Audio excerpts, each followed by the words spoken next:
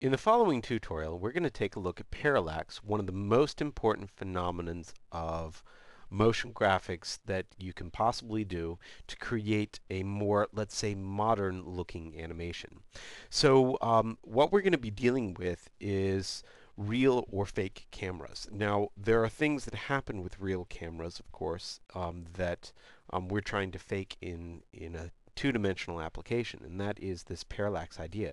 And it's an effect that's created by the distance the camera is away from an object.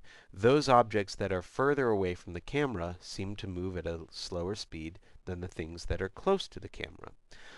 So this is a phenomenon that you definitely need to look into, but there's really good examples of this that I can show you. So a really good example of this is an animation here called Relax and Smile, and you can see that the stuff in the foreground is actually moving faster than the stuff in the background. So you can see here coming through the door that the things in the objects through the door move slower.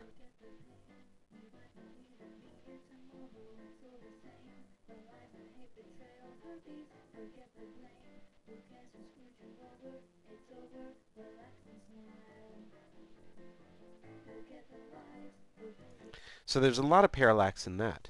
Now this parallax is a little bit more advanced, but this is actually created by a local designer helped work with this, it seems.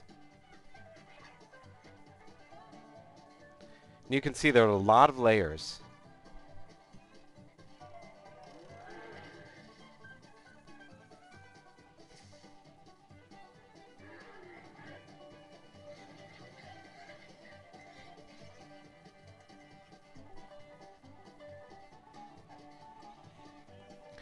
So the general idea is those things that are further away from the object, or from the camera, I'm sorry, move slower than those things that are closer to the camera.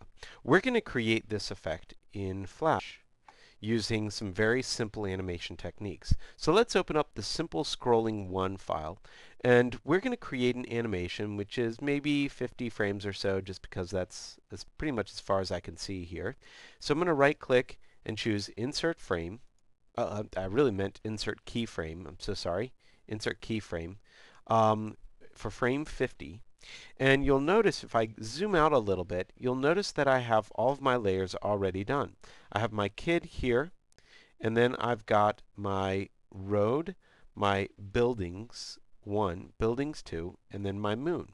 So the idea is that I can move all of these different layers just by the fact that they are a little bit longer than one another. If I pretty much make them all kind of come back to the side here, so my animation basically, you don't even have to be perfect in this, but basically all I'm doing is just moving things slightly. And the moon I'll just move just the tiniest amount. What I can do now is select all of the layers except for the kid, because we haven't animated him yet.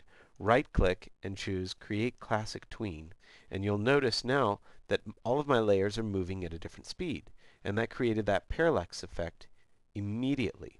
So very, very easy to do when you have layers that are different lengths. They're going to animate at different speeds. So that's one way to do parallax. For our kid, let's animate him so that he's actually coming in. So I'm going to kind of randomly do some animation with him. I'm going to have him be off the stage at first. So I'll move him off the stage at first, insert a classic tween. He comes onto my stage. You know, a nice thing is actually maybe even having him back up just a tiny bit. So create a classic tween, so he'll go back just a tiny bit.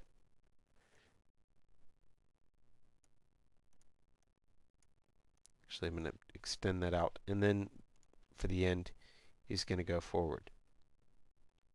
So I need him at the end to be off the stage. So he comes forward, then he moves all the way through. So that's the end of the animation. Let's go ahead and test it and watch it. And you'll see you have a parallax animation that was created very, very, very simply. just by different files, different lengths of your graphics. Now, of course, the trick with all of this is designing your graphics to work with this type of effect. So we're going to be doing this exact animation once again in the next tutorial, but a different way. So let's go ahead and save your work, make sure that you remove the start, and go on to the next tutorial, the next file.